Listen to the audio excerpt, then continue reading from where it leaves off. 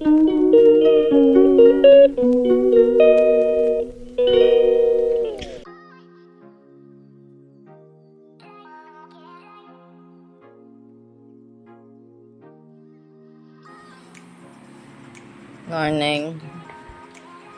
Linggo ngayon. Today is Sunday, 19. Doon na tayo sa labas maggawa ng altar. Ay, may tulog na naman. Ha? Tulog nga yung dalawa. Tamad ka na naman lumabas.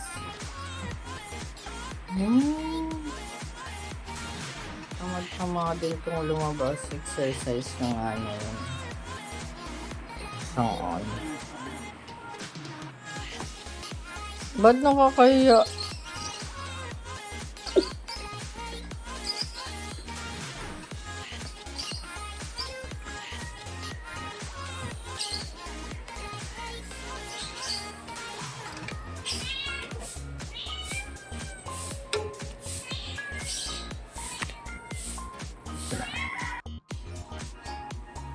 Tapos na ang kanyang communion.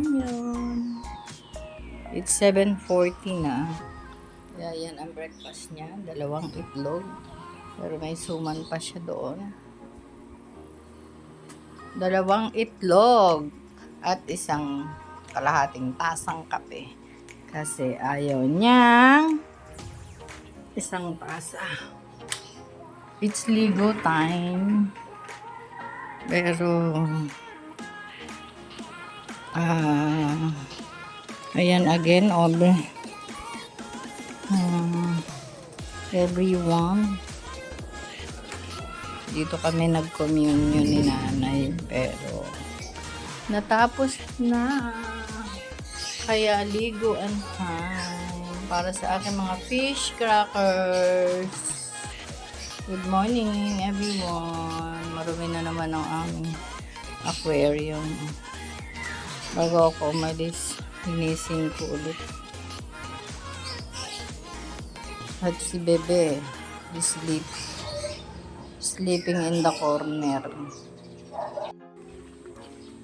Ayan, good morning everyone. Going to church.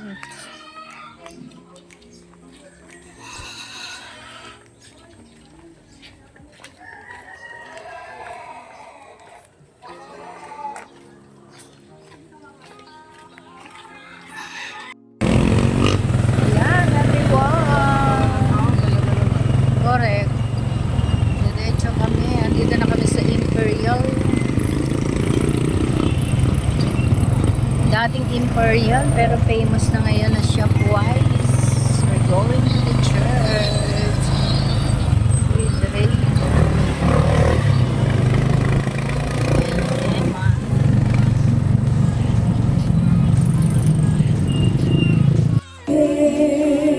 Thank you, God. Hallelujah. We ascend to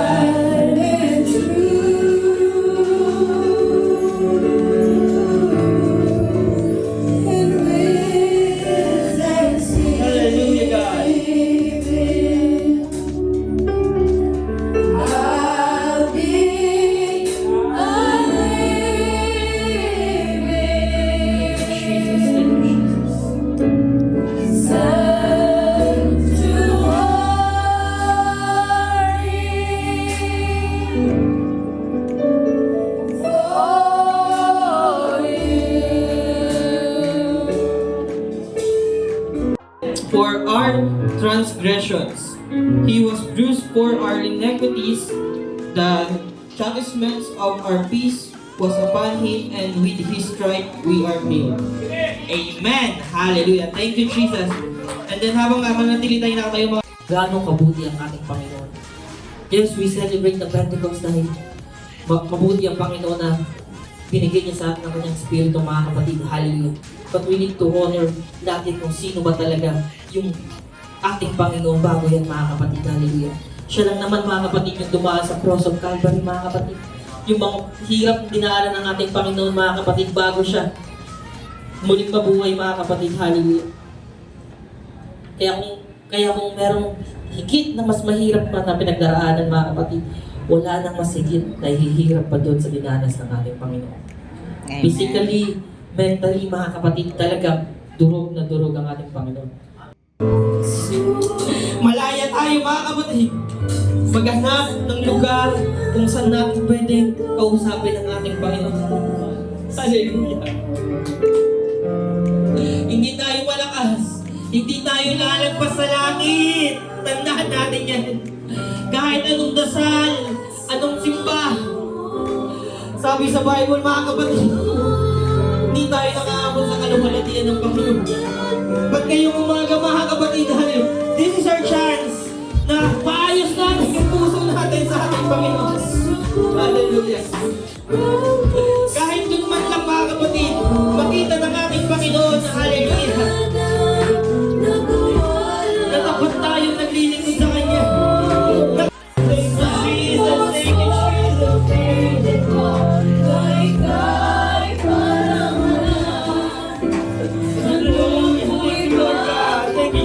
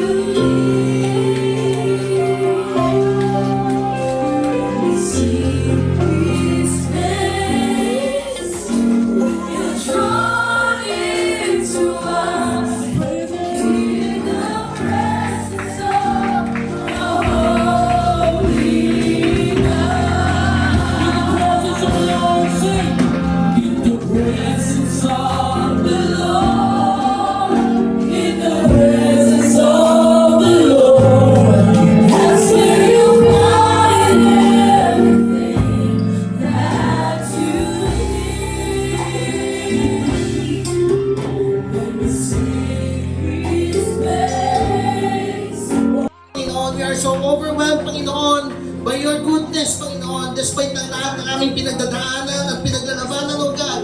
Salamat na narito kami sa lugar na ito upang bigyan ka ng kapurihan, Panginoon. We might be out of this place, Panginoon, pero salamat at dinakot mo pa rin kami sa umagang ito, sa lugar na ito. Lord, narito ang aming dalawang bisita, Panginoon. Aming pagdalangin, patuloy mo silang pagpalain, patuloy mo silang katagpuin ang kanilang mga pangangailangan, O Diyos. Aking dalangin na naman kanilang nararamdaman sa umagang ito ay bigyan mo ng kapayapaan, O God. Lord, aming dalangin na ingatan mo ang kanilang buhay, Panginoon.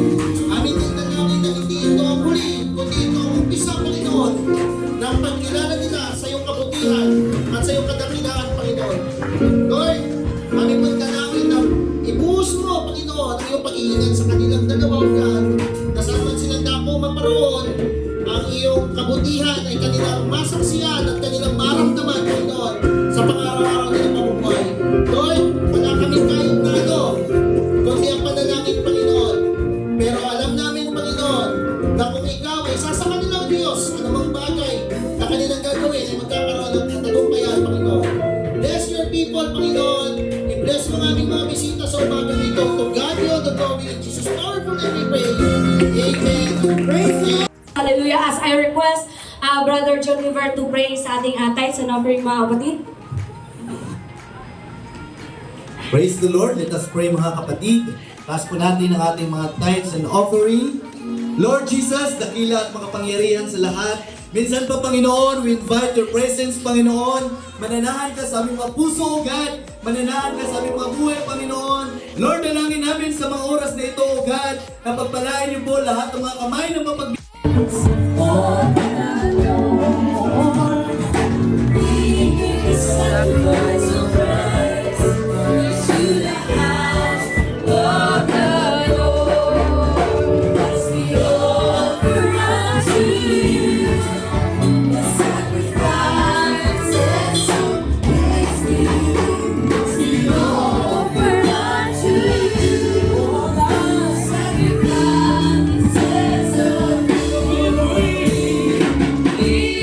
Hallelujah, we should give our best.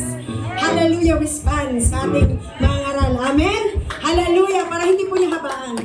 Amen. Praise the Lord. Without any further ado, I would like to give this platform sa ating mga aral sa umagang ito. He is our Apostolic Men's Department President. Hallelujah. Praise the Lord as we welcome Brother Roger Kabugon. Praise the Lord. Everybody say, God bless Brother Roger. God bless, Brother Roger. Hallelujah. Preach the word. Praise God. Habang tayo po ay manatili nakatayo, palakpakan muna natin ang ating Panginoon. In the book of 2 Samuel, mga kapatid, chapter 6, mga kapatid, reading from verse 13 to 15, mga kapatid. In the book of 2 Samuel, chapter 6, verse 13 to 15, and as I read, mga kapatid, and it was so that when they that bear the ark of the Lord had gone 6 paces, he sacrificed oxen and fatlings. 14, and David danced before the Lord with all his might. David danced before the Lord with all his might. And David was girded with a linen ephod. 15, mga kapatid. So David and all the houses or the house of Israel brought up the ark of the Lord, and with shouting and with the sound of the trumpet. Mga kapatid, talon tayo sa New Testament, mga kapatid. In the reading from verse 46, mga kapatid, to 47, mga kapatid. At sabi dito, and they came to Jericho, and as he went out of Jericho with his disciples and a great number of people, blind Bartimaeus, the son of Timaeus, sat by the highway side begging, and when he heard that it was Jesus, said Jesus, thou son of David, have mercy on me. Praise God. I would like to give a title on this message that says, I express, for I am blessed. I express, for I am blessed. Tayo po lahat ay manalangin. Diyan pa kayo mga kapatid? Praise God. Pakita ko pa sana yung triangle eh. Okay na yung circle. Nagets nyo na yan mga kapatid. Amen. Alam niyo mga kapatid, this too is something that we need to grasp. Dapat ma-absorb natin na ako nabubuhay ako. I express myself because I am blessed. You know what? Balikan natin yung kwento ni David when he was dancing for the Lord. When he was dancing for the Lord, sabi doon sa verse na yun mga kapatid, in the book of 2 Samuel chapter 6 mga kapatid, if we read tuloy-tuloy hanggang 22 yan mga kapatid, sumasayaw si David. Sumasayaw si David. At kung tutuloy-tuloy natin yung pagbabasa niyan, si Michael, sinabihan siya, Brother Orly, hari ka na, nagsasayaw ka pa.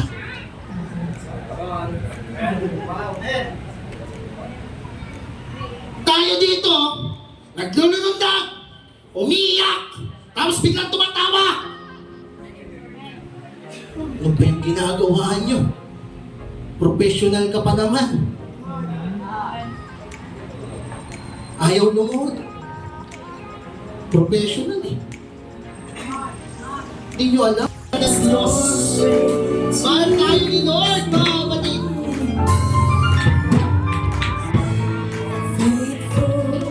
You are blessed to express. Bartimaeus was healed by God. Nung pinagaling si Bartimaeus, nagtatatakbo siya at iniyak niya na mabuti ang Diyos. The man from Gadarene, sabi niya, sasama ko sa iyo, Panginoon. Pero sabi ng Diyos dito, alam, ipakita mo sa mga taong naririnig na mabuti ang Diyos. Express yourself to God.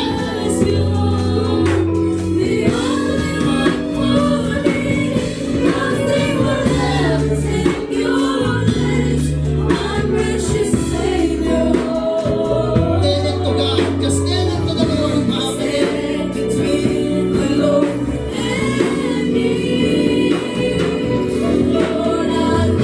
Hallelujah, hallelujah. Continue to pray and to call it to God. Just tell it to the Lord, mga kapatid. Experience. Kung kami ipakita sa iyo, gaano kadamit na marami.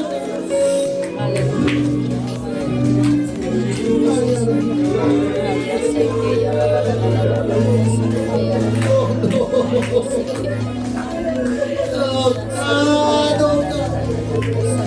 Oh, God. Oh, Jesus. We want you, God. We want you, Jesus.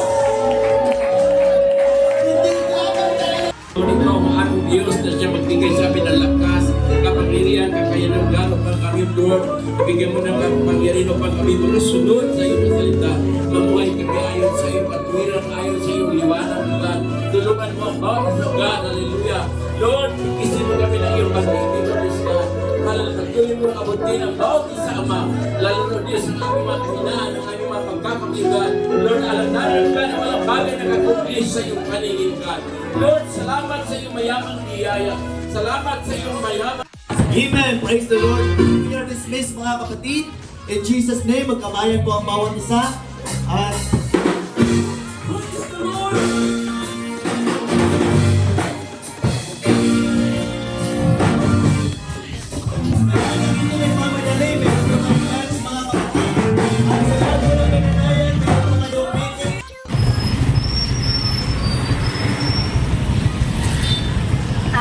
Lowa. Swerte.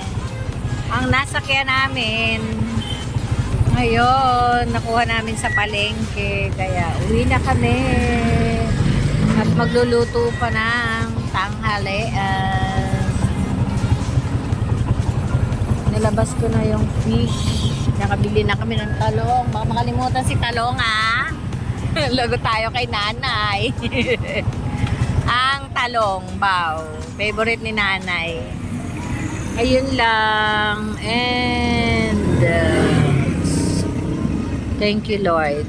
Nakatapos kami ng aming church. Hallelujah. To God be all the glory. To God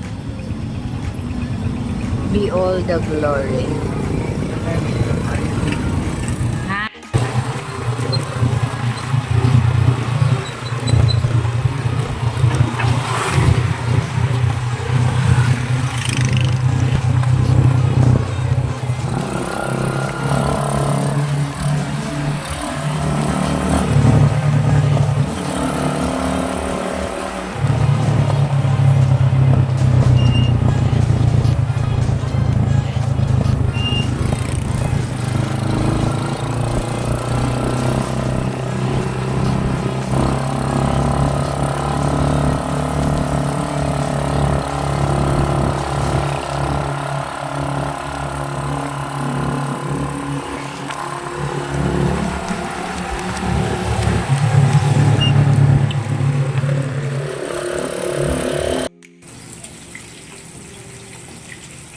Cooking isda.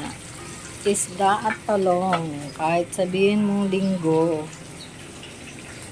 cooking isda pa rin. Ang ulam namin for today.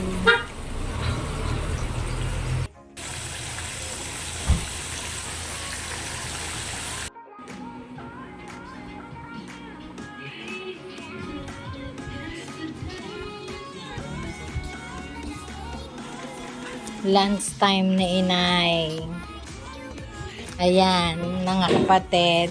Araw ngayon ng Sabado. Ay, sorry, linggo pala. Hindi ako nag-lunch sa church. Kasi, alam ko na magluluto pa ako ng ulam. Yun lang, everyone. Mamaya ulit, ubusin ko na tong aking bagoong na mangga. Ito, at inuunahan ako ng langgam. Ayan o. Nakita nyo ba yan? Yung katakot-takot na langgam na yan. Inuunahan nila sa bagoong. Yan yung galing sa church. Sarap. Yung bagoong.